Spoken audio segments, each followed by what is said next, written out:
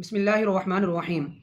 ناظرین کرام، الحاد کی فکری عمارت ایک ایسے کمزور عقیدے پر کھڑی ہے کہ جو اتنا مزاحیہ خیز اور بے دلیل ہے جس کو وہ کبھی بھی ثابت نہیں کر سکے اور نہ وہ کر سکیں گے، اور وہ دعویٰ ہے کہ خدا کا کوئی وجود نہیں ہے۔ ناظرین کرام، وجود خدا پر بے شمار دلائل ہیں۔ بفرض محال اگر یہ تصور کر بھی لیا جائے کہ وجود خدا پر کوئی نقلی دلیل نہیں ہے، تو جو انسانی فطرت ہے، انسانی جسم ہے، یہ خود اس بات کا تقاضا کرتا ہے کہ ایک ایسی ہستی کا وجود ہونا ضروری ہے کہ جو اس پورے جسمانی نظام کو چلا رہا ہے، جو ہیومن برین جیسے کمپلیکس سسٹم کو کنٹرول کیے ہوئے ہے۔ اور اسی طرح دوسری بات ہے کہ جو پوری یونیورس کو اگر دیکھا جائے، جو یونیورس ہے، اس کے عجائبات ہیں، اس کا منظم نظام ہے، وہ بھی اس بات کی دلیل ہے کہ ایک ایسی ہستی کا وجود ضرور ہے جو یہ پورا نظام چلا رہی ہے، اور وہ ہستی ہمارے نزدیک اللہ تعالیٰ کی ذات ہے۔ ناظرین کرام، ملحدین کے اس اعتراض پر وجود خدا پر کئی کتابیں لکھی گئی ہیں جس میں بہت سے کاسمولوجیکل، سائنٹیفک، فلسفیکل آرگومنٹس دیے گئے ہیں۔ یہ بات واضح رہے کہ سائنسی دلائل سے کیا مراد ہے۔ یاد رکھیں کہ سائنس سے وجود خدا کی دلیل مانگنا یہ غیر فطری بات ہے، کیونکہ یہ سائنس کا سکوپ نہیں ہے، سائنس کی ڈومین نہیں ہے۔ سائنس جو ہے یہ تجربات کی بنا پر بات کرتی ہے، لاجیکل پر بات کرتی ہے، جبکہ نظریہ خدا جو ہے اس کا تعلق عقیدے سے ہے، ایمان بالغیب سے ہے، سائنس کی لیبارٹری کے کسی تجربے سے نہیں ہے۔ تو سائنسی دلیل دینے کا مطلب قطعاً یہ نہیں ہے کہ اس دلیل سے ڈائریکٹلی خدا کی ذات کو ثابت کیا جاتا ہے، بلکہ یہ دلیل ایک الزامی جواب ہوتا ہے کہ اگر سائنس اس چیز کو مانتی ہے تو پھر سائنس کا یہ رول یہاں پر فیل کیوں ہو رہا ہے، فلاں جگہ پر فیل کیوں ہو جاتا ہے، اور اس کا جواب سائنس پہ کیوں نہیں دے پا رہی۔ تو اس طریقے سے الزامی جواب دے کر سائنس کو اس بارے میں خاموش کرایا جاتا ہے، اور اس بات کو تسلیم کروایا جاتا ہے کہ خدا کی ذات کا تعلق عقیدے سے اور ایمان بالغیب سے ہے، اور اس کا ثبوت ہمیں کائنات کے ذرے ذرے سے ملتا ہے۔ ہم امر بالمعروف کی نیت سے بہت پیچیدہ بحث، فلسفیکل آرگومنٹ سے بچتے ہوئے بہت ہی سادہ اور آسان زبان میں آپ کو وجود خدا کے حوالے سے چند دلائل پیش کرتے ہیں، تاکہ ہمارے نوجوانوں کے ذہنوں میں ابھرنے والی جو سوالات ہیں یا جو شکوک و شبہات ہیں ان کو دور کیا جا سکے۔ مزید اس حوالے سے مشکل بحث یا فلسفیکل آرگومنٹ پڑھنے کے لیے آپ کو اس موضوع پر لکھی گئی مختلف کتب کا مطالعہ کرنا پڑے گا۔ ناظرین کرام، پہلی دلیل ہے انسانی فطرت۔ ہر دور میں جب سے انسان کی تخلیق ہوئی ہے اور آج تک ہر انسان کسی نہ کسی صورت میں خدا کے وجود کا قائل رہا ہے۔ ایک دو ادیان کے علاوہ ہر دین میں ایک ایسی اعلیٰ ہستی کے وجود کو مانا جاتا ہے کہ جس کے بارے میں یہ عقیدہ ہوتا ہے کہ میں کسی کے بس میں ہوں اور وہ کسی کے بس میں نہیں ہے، وہ ایک سپریم پاور ہے۔ چاہے اس کو پکارنے کے لیے کوئی بھی نام دیا جائے، جیسے مسلمان اس ذات کو اللہ کے نام سے یاد کرتے ہیں، اور کوئی رام، بھگوان یا کوئی بھی نام اس کو دے دیا جاتا ہے۔ غرض یہ کہ جب سے انسان پیدا ہوا ہے، یہ انسان کی فطرت میں چیز شامل ہے کہ وہ لاشعوری طور پر بھی ایسی ذات کا قائل ہوتا ہے جس کو وہ سپریم پاور سمجھتا ہے، اور وہ سمجھتا ہے کہ اس ذات کا کنٹرول ہر شے پر موجود ہے۔ تو معلوم ہوا کہ خدا کو ماننا یہ انسان کی فطرت میں شامل ہے، یہ اس کا فطری تقاضا ہے۔ دوسری دلیل ناظرین کرام کیا ہے؟ انسان کی بے بسی۔ اگر انسان اپنی بے بسی پر غور کرے، اور وہ غور کرے کہ وہ کتنا بے بس ہے، تو انسان کو یہ واضح ہو جائے گا کہ انسان کے اختیار میں سب کچھ نہیں ہے۔ تو یہ بے بسی ہی اللہ کے وجود کی ایک دلیل ہے۔ یہ بے بسی انسان کو اس بات کو ماننے پر مجبور کرتی ہے کہ کوئی ایسی غیبی طاقت موجود ہے جو کبھی انسان کو بغیر محنت کے کچھ عطا کر دیتی ہے، جس کو ہم لک یا اتفاق کا نام دیتے ہیں۔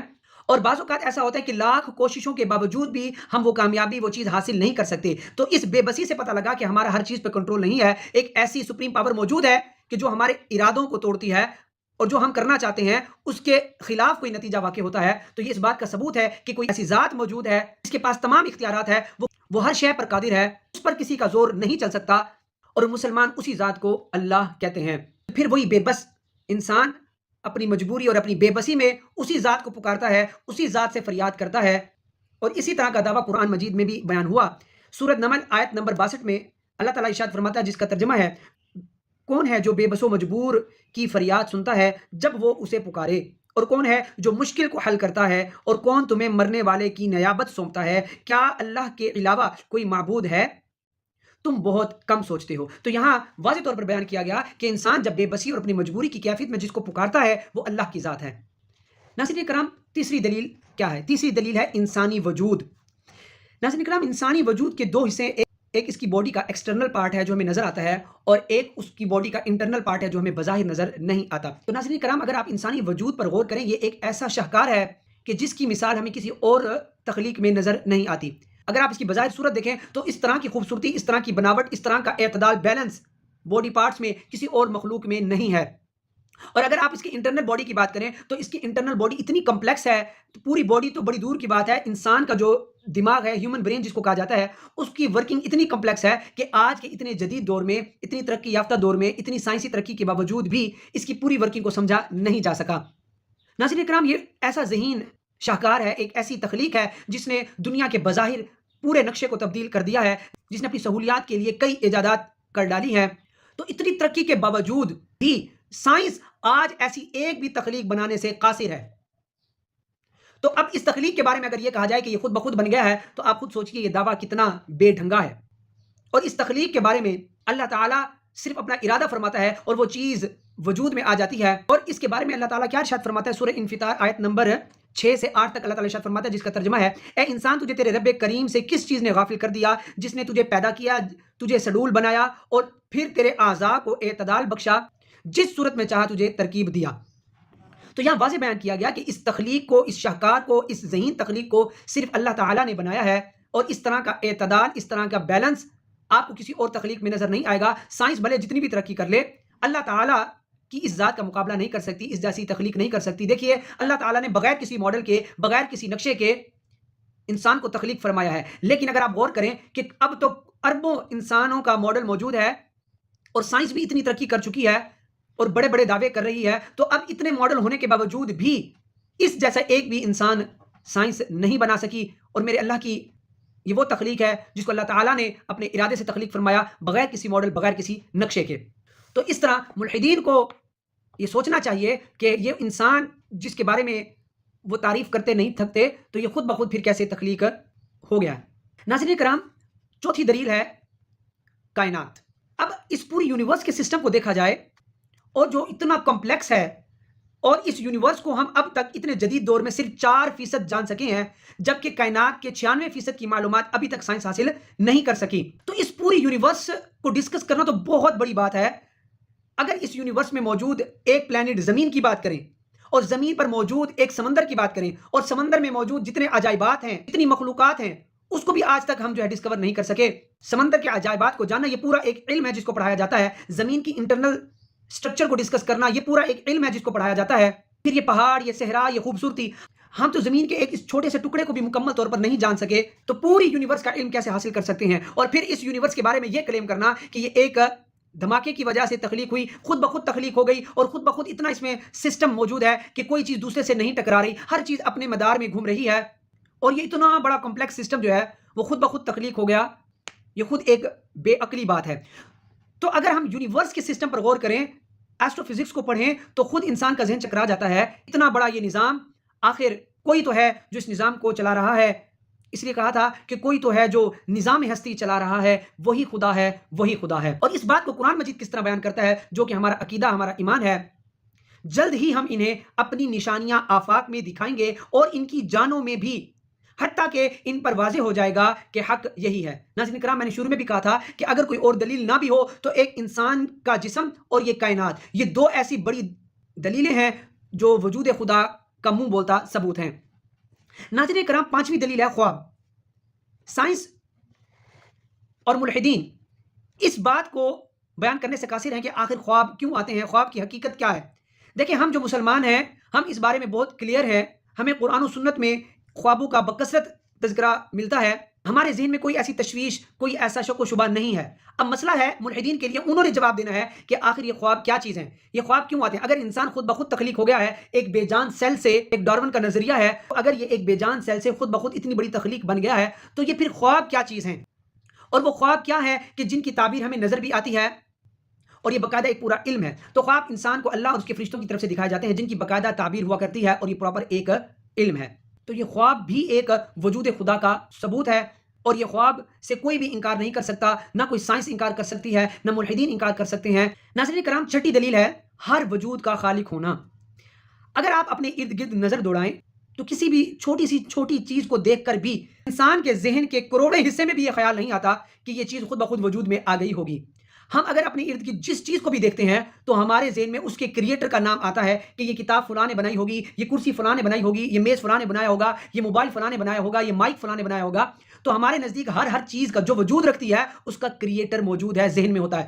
اب ذرا یہ سوچئے کہ یہ پوری یونیورس جو اتنی سسٹمیٹک ہے، اتنی عجیب و غریب ہے، یہ خود بخود کیسے وجود آ گئی؟ اور ملحدین کا یہ خود بخود پیدا ہونے والا فلسفہ آج کہاں ہے؟ آج چیزیں خود بخود کیوں وجود میں نہیں آتی؟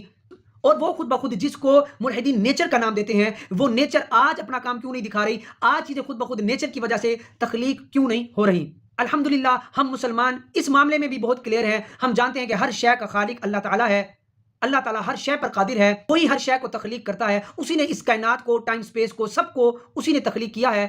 اور یاد رکھیں کہ کریٹر ہمیشہ کریشن سے باہر ہوتا ہے، اس لیے ہمارا یہ بھی دعویٰ ہے کہ اللہ تعالیٰ کی ذات اس ٹائم سپیس فیبرک کی محتاج نہیں ہے۔ بہرحال یہ ایک مشکل بات ہو جائے گی۔ اب ناظرین کرام، ہم ملحدین سے چند سوالات کرتے ہیں اور ان کو دعوت فکر دیتے ہیں کہ اس بارے میں سوچئے کہ ایسا کیوں ہو رہا ہے۔ پہلی بات تو یہ ہے کہ اگر کائنات بگ بینگ کا نتیجہ ہے تو سوال یہ پیدا ہوتا ہے کہ بگ بینگ سے پہلے کیا تھا؟ کیونکہ سائنس کا ماننا یہ ہے کہ کائنات ایک سنگولیرٹی، ایک نقطے سے اس کا آغاز ہوا ہے، تو پھر سوال یہ پیدا ہوتا ہے کہ وہ سنگولیرٹی جو ہے وہ اپنا وجود کہاں رکھتی تھی، اور پھر اس ایکسپلوژن کے بعد یہ کائنات کس طرف پھیلی ہے؟ اس سے پہلے جو کچھ موجود تھا اس کو کیا نام دیا جاتا تھا؟ کیا وہ اس کائنات کا حصہ تھا یا نہیں تھا؟ نمبر 2، اس بگ بینگ کے لیے جو انیشل انرجی کا سورس وہ کہاں سے آیا؟ اس کا خالق کون ہے؟ اس کا کریٹر کون ہے؟ اگر یہ کہا جائے کہ انرجی خود بخود کریٹ ہو گئی ہے تو یہ تو خود سائنس کے بھی خلاف ہے، اور اگر یہ کہا جائے کہ انرجی پہلے سے موجود تھی تو پھر وہی سوال پیدا ہوگا کہ وہ انرجی خود بخود پہلے سے کیسے وجود میں آ گئی؟ جبکہ سائنس کا ماننا یہ ہے کہ ہر وجود اپنا خالق رکھتی ہے، ہر کریشن کا کوئی نہ کوئی کریٹر ضرور ہوتا ہے۔ تیسری بات، سائنس کا یہ دعویٰ ہے کہ انسان ایک بے جان سیل سے تخلیق کیا گیا ہے، تو اب سوال پھر یہ پیدا ہوتا ہے کہ کیا آج کے دور میں بھی ایک بے جان سیل میں جان ڈال کر ایک انسان جیسی تخلیق کرنا ممکن ہے کہ نہیں؟ اور یہ معاملات اور یہ پروسیجر آج ہمیں نظر کیوں نہیں آتے، اور آج انسان کو بے جان سیل سے پیدا کیوں نہیں کیا جا رہا؟ پانچویں بات، سائنس کا ماننا یہ ہے کہ کائنات کے علاوہ ہر شے جو اپنا وجود رکھتی ہے اس کا کریٹر ہے، اس کا کوئی نہ کوئی کریٹر ضرور ہوتا ہے۔ تو اب سوال یہ پیدا ہوتا ہے کہ یہ خود بخود والا فلسفہ اب کہاں ہے؟ تو اشیاء جو یہ چیزیں ہیں یہ خود بخود اب کیوں وجود میں نہیں آتی؟ اور چھٹا سوال یہ ہے کہ بائی نیچر میں نیچر سے کیا مراد ہے؟ یہ نیچر کس چیز کا نام ہے؟ کیا نیچر اتنی انٹلیکچوئل، اتنی ذہین ہے کہ اس نے یہ پورا نظام اتنا سسٹمیٹک خود ہی بنا دیا؟ تو اب یہ ملحدین نے اس کا جواب دینا ہے کہ نیچر کس کو کہتے ہیں اور یہ نیچر کو کس نے کریٹ کیا، کیونکہ آپ خود کہتے ہیں کہ ہر کریشن کا ایک کریٹر ہوتا ہے، تو پھر نیچر کا کریٹر کون ہے؟ کہ بگ بینگ ایک ایکسپلوژن کا نام ہے، ایک دھماکے کا نام ہے، اور دھماکہ جو ہے وہ ہمیشہ تباہی لاتا ہے، ڈس آرڈرنس لاتا ہے، لیکن یہ کیسا ایکسپلوژن ہے کہ جس کے بعد پوری یونیورس سسٹمیٹک ہوتی چلی جا رہی ہے اور ہر چیز اپنے اپنے سسٹم کے مطابق اپنی اپنی ڈیوٹی سر انجام دے رہی ہے، اور اس میں کوئی بھی ٹکراؤ پیدا واضح طور پر نہیں ہو رہا۔ آخر یہ کنٹرول کس طرح ایک دھماکے کے نتیجے میں پیدا ہو سکتا ہے؟ اور آٹھواں اور آخری سوال یہ ہے کہ اگر یہ کائنات خود بخود وجود میں آ گئی ہے تو اس میں پھر تضاد کیوں ہے؟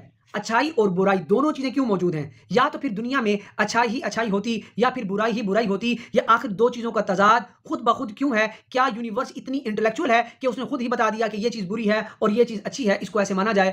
اس کا جواب بھی ملحدین کے ذمہ ہے، انہوں نے دینا ہے۔ اب ناظرین کرام، آخری بات یہ ہے کہ آخر ملحدین خدا کے وجود کا انکار کرتے کیوں ہیں جبکہ اتنے دلائل واضح طور پر موجود ہیں؟ جب سے انسان پیدا ہوا ہے خدا کا قائل ہے، تو اتنے دلائل ہونے کے باوجود بھی آخر کیا وجہ ہے کہ یہ لوگ خدا کے منکر ہیں؟ ناظرین کرام، اس کی پہلی وجہ ہے آزادی چاہنا۔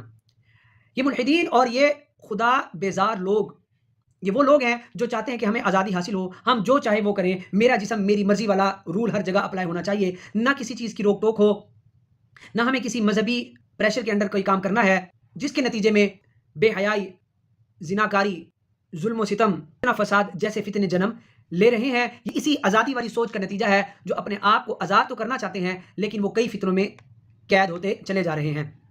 اور ناظرین کرام، دوسری جو وجہ ہے خدا کا انکار کرنے کی، وہ ہے سائنس کی حاکمیت۔ سائنس بظاہر تو ہر چیز کی لاجک دے دیتا ہے لیکن فائنل کاز کو ماننے سے انکار کرتا ہے۔ آخرکار اس کی اصل کاز کیا ہے؟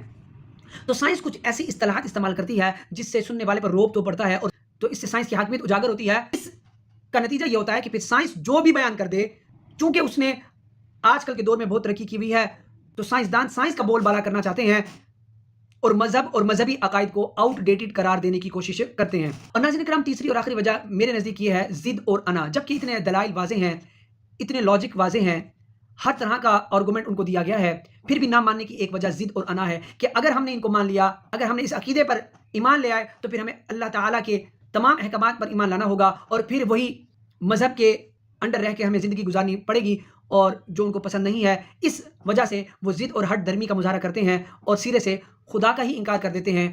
ظاہر ہے کہ جب وہ خدا کو ہی نہیں مانیں گے تو پھر وہ خدا کے بھیجے ہوئے کسی رسول یا اس کی کسی بھی کتاب کو کس طرح تسلیم کریں گے۔ اللہ تعالیٰ سے دعا ہے کہ اللہ تعالیٰ ہمارے عقائد کی حفاظت فرمائے اور ہمیں ایمان پر موت نصیب فرمائے، آمین، جزاک اللہ۔